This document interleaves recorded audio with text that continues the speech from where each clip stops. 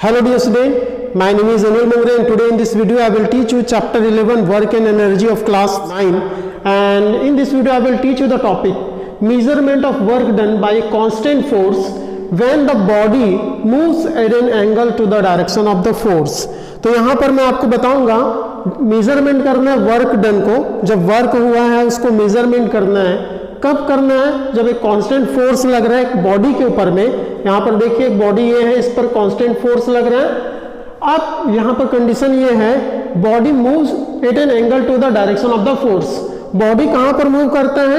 एक एंगल में मूव करता है। जो डायरेक्शन ऑफ द फोर्स है वो एक एंगल बनाता है, किससे? जहां पर डिस्प्लेसमेंट हुआ है जिस डायरेक्शन में बॉडी का, उस डायरेक्शन से। तो देखिए बॉडी का डिस्प्लेसमेंट हुआ है इस डायरेक्शन में, और डायरेक्शन ऑफ फोर्स कहाँ है? इधर है। तो ये डायरेक्शन ऑफ फोर्स और डिस्प्लेसमेंट जो हो रहा है बॉडी का जिस डायरेक्शन में, उस डायरेक्शन के बीच में एक एंगल बना हुआ है, और वो एंगल को हमने डिनोट किया है थीटा से। थीटा डिनोट करता है एंगल को, ठीक है। So theta is nothing but angle between the direction of the force and the direction of the displacement of the body. तो यहाँ पर हमको इस कंडीशन में मेजरमेंट करना है वर्क डन का। अभी तक हम करते आ रहे थे मेजरमेंट जो है वर्क का, कब हो रहा था? जब when the body moves in the direction of the force, okay? Body कहां पर मूव कर रहा था? डायरेक्शन ऑफ द फोर्स में। अगर बॉडी के ऊपर में आपने फोर्स लगाया इस डायरेक्शन में, ठीक है, बॉडी के ऊपर फोर्स लगाया है इस डायरेक्शन में, हॉरिजॉन्टल डायरेक्शन में, तो बॉडी भी मूव करेगा हॉरिजॉन्टल डायरेक्शन में। मगर यहां पर देखिए बॉडी तो मूव किया है हॉरिजॉन्टल डायरेक्शन में, distance moved in horizontal direction, but यहां पर direction of the force is different from the direction of the motion of the body. तो मोशन ऑफ द बॉडी इधर हो रहा है इस डायरेक्शन में, मगर फोर्स जो है इस डायरेक्शन में हो रहा है। मतलब इन दोनों के बीच का देखिए, ये डायरेक्शन ऑफ द फोर्स है और ये डायरेक्शन ऑफ द मोशन है ना। इन दोनों के बीच में एक एंगल बन रहा है, वो एंगल है थीटा। अभी तक हम केस देखते आ रहे थे जब फोर्स का डायरेक्शन और motion of the direction of the body is similar, एक है। उस केस में जो हम देखते आ रहे थे वहां पर ये सारी चीजों को कॉस थीटा, आपको अभी समझ नहीं आ रहा होगा, मैं आपको बताऊंगा ये होता क्या चीज है। हम देखते आ रहे थे जब direction of the motion of the body and direction of the force on the body similar, मगर यहाँ पर डिफरेंट है, दोनों का डायरेक्शन अलग अलग है, ठीक है। तो ये कुछ एंगल बना रहा है, तो उस केस में हम देखेंगे क्या होगा, ठीक है। तो यहाँ पर देखिए, मान लीजिए एक बॉडी है और इसका इनिशियल पोजीशन इस बॉडी का ये है, और इस बॉडी के ऊपर एक फोर्स लगाया जा रहा है, डायरेक्शन ऑफ द फोर्स, और डायरेक्शन ऑफ द फोर्स किधर है? इस डायरेक्शन में, आप देख रहे हैं फिगर में। अब बॉडी मूव होता है इस डायरेक्शन में, बॉडी का मूवमेंट किधर है?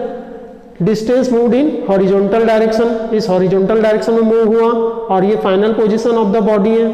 फोर्स लगा बॉडी के ऊपर में और डायरेक्शन ऑफ द फोर्स इधर है, बॉडी यहाँ पर आ गया फाइनल पोजीशन। अब इस केस में हमको distance travel by the body या distance of the body, distance moved by the body, ये हमको मिल गया। फोर्स भी हमारे पास में है, डायरेक्शन ऑफ द फोर्स। मगर यहाँ पर जो डेफिनेशन है वर्क डन का, that the work done is said to be done when the direction of the force and the direction of the motion of the object is similar, दोनों same direction में होते हैं, परंतु यहाँ पर नहीं है। तो चलिए इसके लिए क्या करेंगे, यहाँ पर हम देखते हैं कि फोर्स को हम रिजॉल्व कर सकते हैं दो कंपोनेंट्स में, एक होता है हॉरिजॉन्टल कंपोनेंट्स और एक होता है वर्टिकल कंपोनेंट। जैसे यहाँ पर दिख रहा है आपको, ये ऑब्जेक्ट है, यहाँ पर से आपने फोर्स लगाया है ऑब्जेक्ट के ऊपर में, और फोर्स का डायरेक्शन ये है। जैसे यहाँ पर ये डायरेक्शन है, तो डायरेक्शन ऑफ द फोर्स ये है ना, और मैग्नीट्यूड ऑफ द फोर्स भी यही है। परंतु यहाँ पर बॉडी मूव कौन से डायरेक्शन में होता है?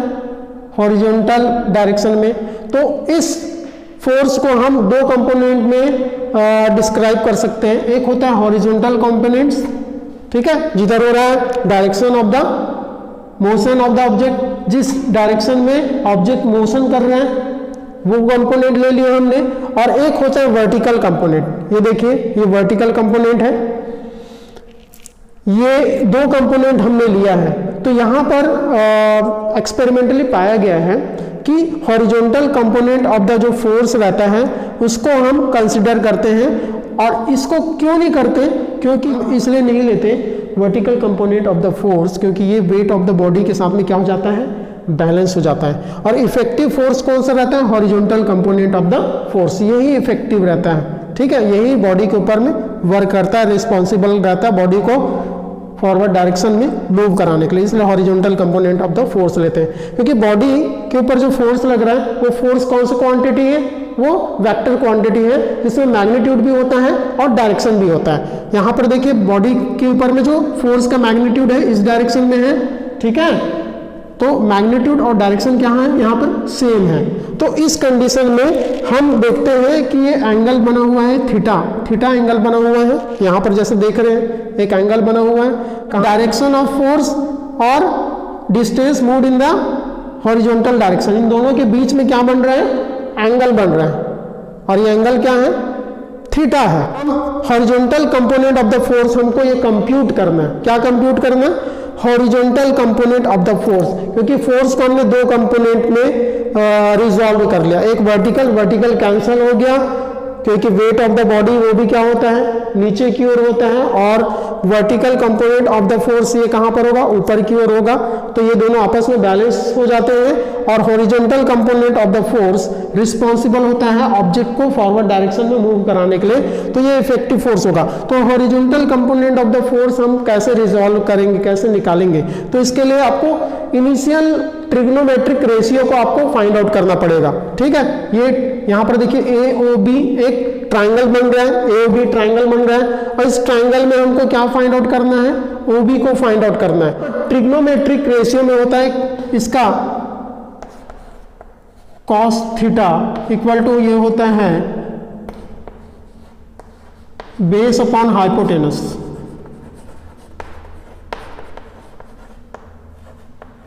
क्या होता है, बेस अपॉन हाइपोटेनस। तो यहां पर देखिए cos theta equal to base upon hypotenuse. तो इस फॉर्मूला से हम क्या करेंगे, बेस को निकालेंगे। बेस मतलब यहां पर क्या दिख रहा है, OB, ठीक है, बेस क्या है यहां पर, OB।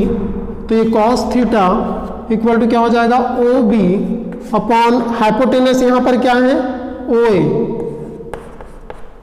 क्या है यहां पर, हाइपोटेनस, हाइपोटेनस मतलब OA, ये क्या है, OA is the magnitude of the force, क्या है, मैग्नीट्यूड ऑफ द फोर्स, और OB क्या है, horizontal component of the force. अब यहां पर देखिए cos थीटा मतलब क्या होता है, बेस अपॉन हाइपोटेनस, ये ट्रिग्नोमेट्रिक रेशियो होता है, ठीक है, दो साइड्स का। यहां पर देखिए हाइपोटेनस और ये बेस, इन दोनों का रेशियो को किससे डिफाइन करते हैं, cos थीटा से डिफाइन करते हैं, ठीक है। हायर क्लासेस में आप इसके बारे में और पढ़ेंगे, मगर मैं इसको इसलिए बता रहा हूं ताकि आप इस कॉन्सेप्ट को अच्छे से समझ जाएं। और यहां पर देखिए OB का वैल्यू हमको, horizontal component of the force, जो फोर्स इफेक्टिव है ऑब्जेक्ट को फॉरवर्ड डायरेक्शन में मूव कराने के लिए, उसका वैल्यू हमको फाइंड आउट करना है। तो चलिए OB का वैल्यू फाइंड आउट करेंगे।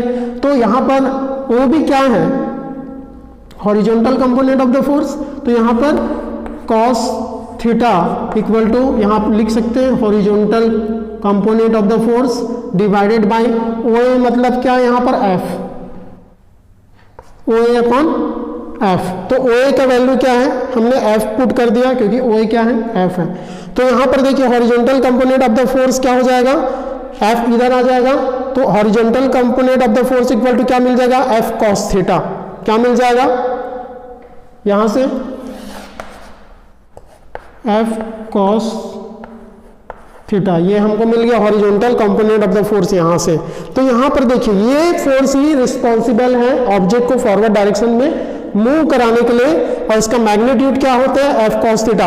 अब बोलेंगे सर ये cos थीटा का मतलब क्या है, मैं इसको बताता हूँ cos थीटा का मतलब क्या है, ये कैसे काम आता है। अब यहाँ पर देखिए जो थीटा का वैल्यू, cos थीटा का वैल्यू कैसे डिफर करता है, 0 से 90 के बीच में, है ना। ये एंगल कितना बन रहा है यहाँ से, 0 एंगल कब बनेगा, जब ये डायरेक्शन ऑफ द फोर्स और direction of the motion of the body ये क्या होगा, सेम होगा, तो थीटा का वैल्यू क्या हो जाएगा, 0। तो उस horizontal component of the force हमारे पास में आया था F cos थीटा, अब देखिए थीटा का वैल्यू जब हम डिफरेंट एंगल लेते हैं तब कैसे चेंज होता है। फोर्स और direction of the motion of the body, इनके बीच में एंगल जो होगा 0 होगा। मतलब इस डायरेक्शन में आप फोर्स लगा रहे हैं, यहाँ पर से फोर्स आप इस डायरेक्शन में लगा रहे थे, एंगल बन रहा था, मगर ये फोर्स का डायरेक्शन कहाँ ला दिया आपने, इसी डायरेक्शन में लगा दिया। मतलब जिस डायरेक्शन में डिस्प्लेसमेंट हो रहा है उसी डायरेक्शन में फोर्स लग रहा है, मतलब एंगल क्या हो जाएगा 0। ठीक है, इसको ऐसे करते जाइए, ऐसे करते जाइए, ऐसे करते जाइए, यहाँ पर आ जाएगा। मतलब इसी डायरेक्शन में आप क्या लगा रहे हैं, फोर्स लगा रहे हैं, इसी डायरेक्शन में मोशन हो रहा है। तो उस समय कॉस थीटा का वैल्यू होता है, कॉस 0 का वैल्यू होता है 1। क्या होता है, कॉस 0 का वैल्यू 1 मैक्सिमम होता है। कब होता है, जब direction of the force and direction of the motion of the body same, उस समय में क्या होगा, कॉस 0, क्योंकि एंगल क्या बनेगा थीटा, वो 0 एंगल बनेगा। मतलब कॉस 0 का वैल्यू क्या होगा 1, तो F इंटू 1 इक्वल टू क्या होगा F। मतलब फोर्स क्या होगा यहाँ मैक्सिमम होगा। बोलेंगे सर मैक्सिमम क्यों होगा, चलिए अब मान लीजिए 30 डिग्री का एंगल बन रहा है, ये कौन सा एंगल बन रहा है 30 डिग्री का एंगल बन रहा है। तो उस पोजीशन में क्या होगा, cos 30 का वैल्यू होता है 0.866, क्या होता है 0.866, इसी के इक्वल होता है। तो यहाँ पर cos 30 का वैल्यू 0.866 होगा, तो 0.866 को मल्टीप्लाई कीजिए f के साथ में 0.866, मतलब f कोई भी वैल्यू है ना, 1 न्यूटन का फोर्स लगाया, 2 न्यूटन का फोर्स लगाया, 3 न्यूटन का, जो भी, उसको 0.866 के साथ मल्टीप्लाई कीजिए, ये टोटल वैल्यू क्या होते जाएगा फोर्स का, कम हो जाएगा कि नहीं, बिल्कुल कम होगा। उसी तरीके से अब मान लीजिए 30 डिग्री, अब 30 के बाद 45 डिग्री का एंगल बन रहा है, ठीक है, फोर्स और ये मोशन के बीच में, डायरेक्शन ऑफ द मोशन के बीच में कितने डिग्री का एंगल बन रहा है 45, तो 45 मतलब ये हो जाएगा 0.707। देखिए फिर कम हो गया, अब 0.707 को मल्टीप्लाई कीजिए 0.707 को फोर्स के साथ में, तो वैल्यू जो आएगा ये प्रोडक्ट और कम आएगा। ये किस में था 45 डिग्री में। अब मान लीजिए 60 डिग्री का एंगल बन रहा है, मतलब एंगल को और बढ़ाते गए, ठीक है, किसके, फोर्स और direction of the motion of the object 60 degree. तो 60 डिग्री में कितना आएगा पता है आपको, ये हो जाएगा 0.500, कितना हो जाएगा 0.500। अब 0.500 को मल्टीप्लाई कीजिए फोर्स के साथ में, मतलब ये क्या हो जाएगा, बिल्कुल पहले से और कम हो जाएगा फोर्स, मतलब हाफ हो जाएगा, है ना, फोर्स जितना है मैग्नीट्यूड इसका हाफ हो जाएगा। तो उसी तरीके से जैसे जैसे हम बढ़ाते जाते हैं, जैसे अब 90 कर लीजिए, cos 90, मतलब जो डायरेक्शन ऑफ द फोर्स किधर लग रहा है, ऊपर लग रहा है, ये एंगल कितना बना रहा है डायरेक्शन ऑफ द मोशन से 90 डिग्री, तो डायरेक्शन ऑफ द फोर्स ऊपर रहेगा, ठीक है, तो ये क्या हो जाएगा 90, cos 90 का वैल्यू क्या होता है 0, है ना। तो यहाँ पर मल्टीप्लाई कीजिए फोर्स के साथ 0 का, तो ये हो जाएगा 0, क्योंकि हो ही नहीं सकता, क्योंकि ऑब्जेक्ट का ऊपर में अब फोर्स किधर लगा रहे हो, अपोजिट, अब वर्टिकल अपवर्ड डायरेक्शन में फोर्स लगा रहे हैं, और ठीक है फोर्स इधर लगा रहे हैं, और direction of the motion of the object किधर हो रहा है, इधर हो रहा है। तो उस समय में जो वर्क डन होगा वो क्या होगा 0 होगा। अगर हम वर्टिकल अपवर्ड डायरेक्शन में फोर्स लगाएंगे तो वहां पर वर्क डन क्या होगा 0 होगा, ठीक है, क्योंकि ये cos 90 का वैल्यू क्या होता है 0 होता है। तो समझ गए आप, इसका मतलब मैक्सिमम कब होगा, जब डायरेक्शन ऑफ द फोर्स और direction of the motion of the object same है, इसमें जो ऑब्जेक्ट का ऊपर में वर्क डन होगा वो मैक्सिमम होगा। तो ये इसका वैल्यू होता है, ठीक है, F cos थीटा। तो F cos थीटा क्या है, एक मैग्नीट्यूड ऑफ द फोर्स। तो वर्क डन क्या होगा, W equal to F cos theta into displacement, ठीक है, वर्क डन क्या होगा फोर्स इंटू डिस्प्लेसमेंट, यही होता है ना formula, W equal to F into D. तो यहाँ पर डिस्प्लेसमेंट क्या हुआ D हुआ, और horizontal component of the force क्या है F cos थीटा है, तो वर्क डन क्या होगा W equal to F cos theta. So this is the concept. So इसी कॉन्सेप्ट के थ्रू में हम क्या करेंगे, आगे के सारी चीजों को क्वेश्चन कुछ मैं आपको बताऊंगा, कुछ सिनेरियो बताऊंगा, उसको हम देखेंगे. So note it down all this diagrams and formulas, and thank you for watching this video.